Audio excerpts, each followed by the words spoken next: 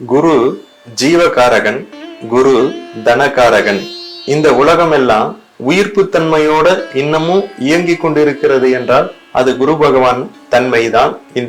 இந்த க்ஷணம் வரையும் அப்படிதான் குரு பகவானுடைய தன்மை இருந்தால் தான் இயங்கி கொண்டிருக்க முடியும்.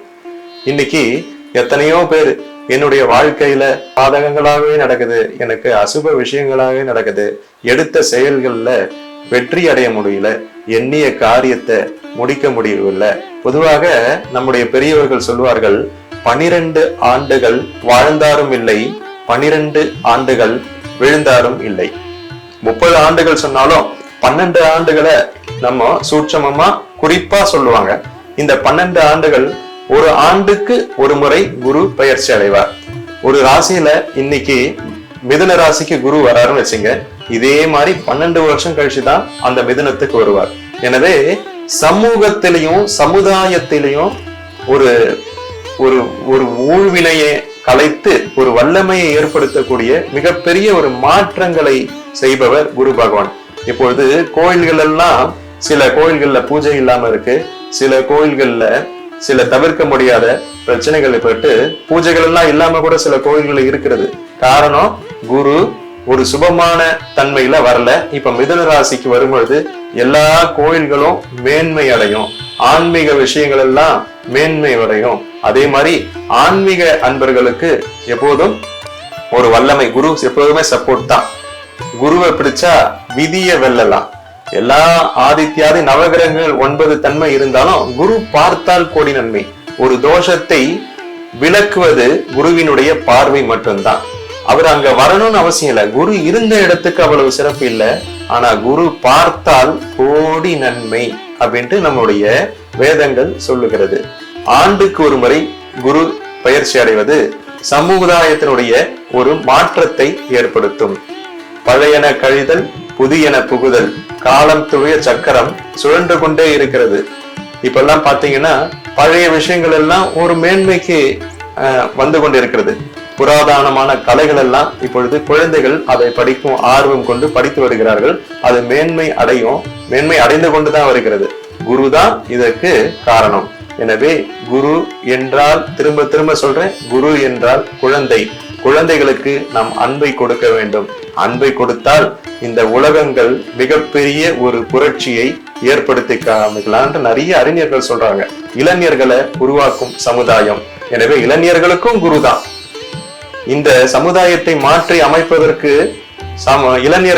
இளைஞர்கள் கிடைச்சா நான் பெரிய சமுதாய மாற்றத்தை உருவாக்குவேன் என்று சுவாமி விவேகானந்தர் ஆகட்டும், இப்ப சமீபமா மறைந்த அப்துல் கலாம் ஐயாவாகட்டும், இளைஞர்கள் எல்லாம் ரொம்ப சிறப்பா சொல்றாங்க. இளைஞர்களை என்னிடம் கொடுங்கள், நான் இந்த பிரபஞ்சத்தை, இந்த உலகத்தையே மாற்றி காட்டுகிறேன் என்று விவேகானந்தர் சொல்றார்.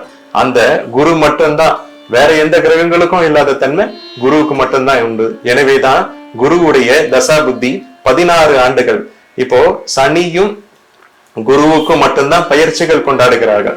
இந்த 2 கிரகம் மட்டும்தான் என்னங்க, சூரியன் பயிற்சி ஆக மாட்டாரா? சூரியன் மாதத்துக்கு ஒரு முறை பயிற்சி ஆகுவார் ஒரு ராசியை தாண்டுவதற்கு. சந்திரன் 2 நாட்களுக்கு ஒரு பயிற்சி அடைவார். செவ்வாய் ஒரு மாதத்துக்கு ஒரு முறை. ராகு கேது 1.5 வருஷத்துக்கு ஒரு முறை. ஆனா குருவுக்கும் சனிக்கும் மட்டும்தான் முக்கியத்துவம் நம்ம கொடுக்கிறோம். குருவும் சனியும் ஜாதகத்தில் சிறப்பாக அமைந்து விட்டால் அவங்களுக்கு எல்லாமே கிடைக்கும். எந்த விஷயம் எப்படி இருந்தாலும் இயற்கையா அவங்களுக்கு கொள்வினை கொடுப்பினை என்று சொல்லுவார்களே, அது அனைத்தும் கிடைக்கும். எனவே சமுதாயத்தில் மாற்றம் ஏற்பட வேண்டும், சமுதாய புரட்சி ஏற்பட வேண்டும், ஆன்மீகத்தில் புரட்சி ஏற்பட வேண்டும். உண்மையான ஆன்மீகம் என்பது இது ஆன்மீக பூமி. இந்த உண்மையான ஆன்மீகம் தழைத்தோங்க வேண்டும் என்பதற்காகத்தான் இந்த கிரகங்களுடைய பயிற்சிகள் நம்முடைய காலத்துடைய மாற்றங்களை ஏற்படுத்தி இந்த கிரகம் பயிற்சி அடையும். 12 ஆண்டுகளுக்கு ஒரு முறை வரும்பொழுதுதான் இந்த புஷ்கர விழாவும் நடத்துவாங்க. இப்ப பாத்தீங்கன்னா தீர்த்தங்கள்ல புஷ்கரம் நடத்துவாங்க. காவேரியில நீராடுதல் அல்லது கங்கையில நீராடுதல். இப்ப கும்பமேளாலாம் நடத்துறாங்க. இதே கும்பமேளா 12 ஆண்டுகளுக்கு அதே இடத்துல குரு பகவான் வரும்பொழுதுதான் நடத்துவாங்க. ஆகையினால ஆன்மீகம் என்றாலே குரு தான், குரு என்றாலே கௌரவம் தான். இந்த உலகத்துடைய மேன்மை என்றாலே குருதான். எல்லா விதமான மகிழ்ச்சி என்றாலே குருதான். எந்த தோஷமாக இருக்கட்டும், 36 விதமான சாபங்களாக இருக்கட்டும், ஜாதகத்திலையும் இருந்தாலும் சரி, பிரசன்ன மார்க்கத்திலையும் பிரசன்னம் போடுறவங்க பாத்தீங்கன்னா குடும்ப தோஷங்களுக்குலாம் எப்போ இந்த தோஷம் கழியும், எப்போ இந்த தோஷம் தீரும் என்றால் அந்த இடத்தை குரு பார்வை செய்யும் பொழுது அந்த தோஷம் தீரும் என்பது மிகப்பெரிய ஒரு வல்லமை பொருந்திய ஒரு உண்மை. எனவே அனைத்து உயிர்களும் நன்மையும் பாதகங்களையும் மாறி மாறி வரணும். ஒரே இன்பத்தை மட்டும் அனுபவிக்க முடியாது, அதே சமயம் துன்பத்தை மட்டும் அனுபவிக்க முடியாது.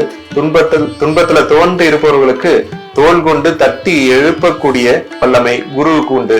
எனவே குரு பெயர்ச்சி ரொம்ப முக்கியத்துவம் கொடுத்து எல்லாவித ஆலயங்களிலும் வழிபாடு செய்கிறார்கள்.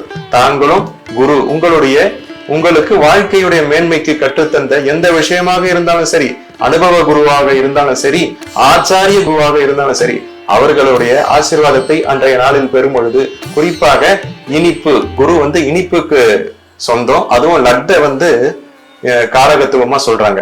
லட்டு போன்ற விஷயங்களை குருவுக்கு நைவேத்தியம் பண்ணி குழந்தைகளுக்கு அந்த இனிப்பை கொடுக்கும் பொழுது குருவினுடைய மேன்மை இன்னும் இன்னும் உங்களுடைய ஜாதகம் ஒளி வந்துவிடும்.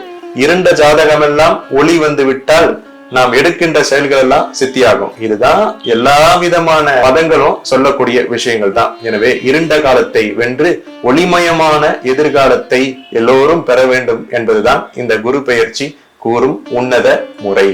நன்றி. உங்களுடைய வாழ்க்கையில் மேன்மையும் ஒளியும் அடைய எப்போதும் இப்பிரபஞ்ச இணைப்புகள் காணொளி உங்களுக்கு வழித்துணையாக இருக்கும் என்பதில் எல்லளவும் சந்தேகமில்லை. உங்களுடைய வரவேற்பும் ஒத்துழைப்பும் இந்த பிரபஞ்ச இணைப்புகள் காணொளி குழுவிற்கு எப்போதும் தேவை. மேலும் உங்களுடைய வாழ்க்கையினுடைய வெளிச்சத்திற்கு ராசி சம்பந்தமான, நட்சத்திரங்கள் சம்பந்தமான, தசாபுத்திகள் சம்பந்தமான ஏதேனும் சந்தேகமான பதிவுகள் இருந்தால் மேற்கண்டு இனி வரக்கூடிய காலங்களில் பதிவுகளில் காண்போம். மேலும் ஏதேனும் சந்தேகம் இருந்தால் நீங்க கமெண்ட்ஸ் போடலாம். இந்த பிரபஞ்ச இணைப்புகள் காணொளியை எல்லோரும் சப்ஸ்கிரைப் பண்ணுங்க, லைக் பண்ணுங்க, கமெண்ட்ஸ் போடுங்க. எல்லோருக்கும் எல்லாம் கிடைக்கட்டும்.